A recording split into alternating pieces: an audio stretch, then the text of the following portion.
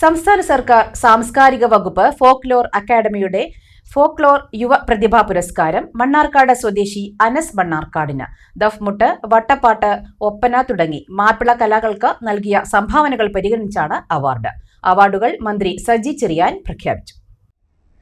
കണ്ണിൽ ഹരീറ് പാർക്കലാം, ഒன்றை மட்டும் കണ്ണിൽ ഹരീറ് പാർക്കലാം, பூங்காவில் நெபியோர்க்கவரேகும் மிகவேறும் அன்பு, நெபியோர்க்கவரேகும் மிகவேறும் அன்பு, அதில் பிறந்தவரில் சிறைந்தவரா பூமானிதரே, கண்ணில் ஹரீறு பார்க்கலாம், ஒன்றை மட்டும் கண்ணில் ஹரீறு பார்க்கலாம்.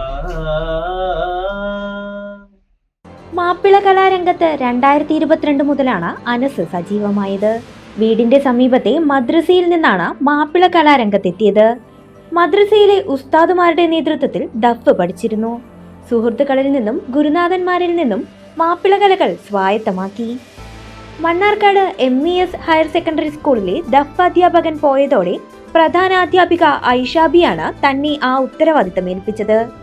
ആത്മാർത്ഥമായി പരിശീലനത്തിലൂടെ നിരവധി പേരെയാണ് മാപ്പിളകല അഭ്യസിപ്പിച്ചത്.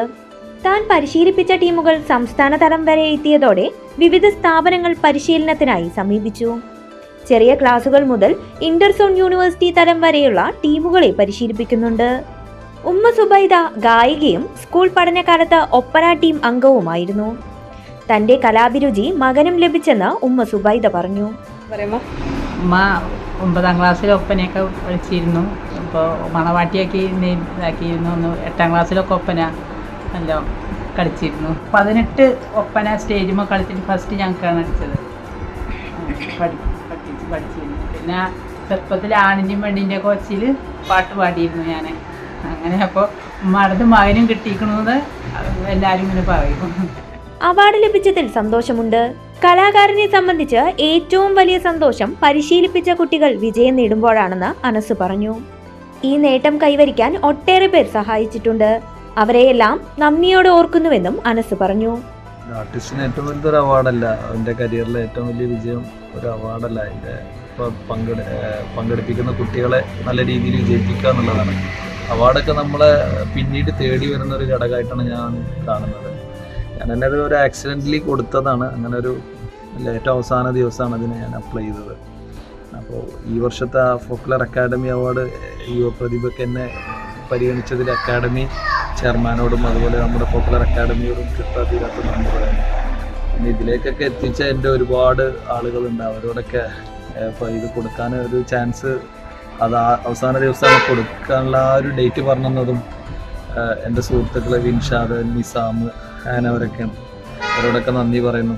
പിന്നെ ഇതുവരെ എന്നെ സപ്പോർട്ട് ചെയ്ത എൻ്റെ എല്ലാ സുഹൃത്തുക്കൾ,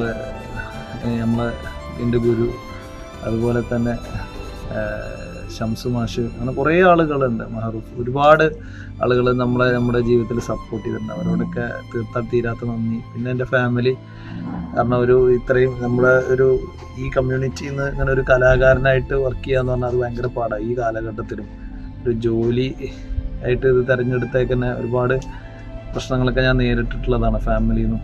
ആ സമയത്തൊക്കെ എൻ്റെ ഫാമിലി എന്നെ സപ്പോർട്ട് ചെയ്തിട്ടുണ്ട്. അതുപോലെ തന്നെ എൻ്റെ ഭാര്യ, എൻ്റെ മക്കൾ ഒക്കെ എല്ലാവരും, ഭാര്യയ്ക്ക് നല്ല സപ്പോർട്ടാണ്. അതുപോലെ തന്നെ ഭാര്യയുടെ വീട്ടുകാർ എല്ലാവരും. ഇങ്ങനെ ഒരു ജോലി ചെയ്യുന്നതിൽ അവർക്കൊരു കുഴപ്പമൊന്നുമില്ല. അപ്പോൾ ആ ഒരു സന്തോഷം ഞാനത് എല്ലാവരോടും അനസിന് സപ്പോർട്ടുമായി ഭാര്യ മജീദയും മക്കളായ ഐഷയും അനീനും ഒപ്പമുണ്ട്. തരുന്ന സ്വർണം നല്ലതും വിശ്വസിക്കാൻ പറ്റുന്നതായിരിക്കും. നമ്മുടെ കെൻസ ഗോൾഡൻ ഡയമണ്ട്സിലെ സ്വർണം പോലെ. Kenza golden diamonds, Kalladikode, Kottopadam, Elambulassery.